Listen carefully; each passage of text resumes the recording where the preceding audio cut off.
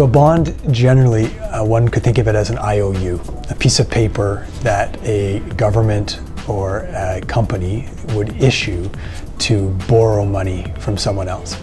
And that borrowing, just like someone's mortgage, has a term to it or an end date to it where they have to pay it back. And during that time, they have to pay interest payments to them. And so you buy these as an investor, generally as a guaranteed source of interest payments to you. Every investment has risk, and bonds are no different.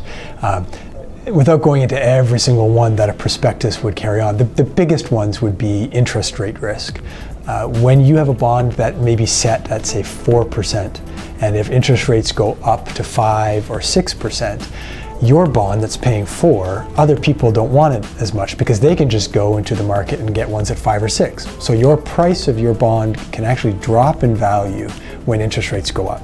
Now, we'd also remind them that that drop is short-term in nature. If you held that bond all the way to the maturity date 10 years from now, it's going to, barring a default, it's going to mature at $100 par value, and you'll get your money back, and you'll have collected all of the coupon payments throughout. So if bonds are going to, interest rates are going to go up soon, then what you want to have in your portfolio is, first of all, shorter duration bonds, so ones that maybe 1 to 3 years in duration so that they roll over faster into the new bonds that are being issued at higher interest rates. And remembering too, though, that once a little piece of information is gained, like the risk in bonds, not to throw them out like the baby in the bathwater type of thing, saying, well, bonds are clearly bad going forward. I do see a lot of that happening with investors now too, even amongst advisors in our side of the street,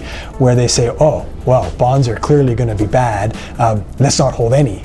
And I don't think that makes any sense either. I think that old age sort of wisdom of diversifying a portfolio and having the different asset classes and the non-correlated pricing between them still is a wise way to build a portfolio.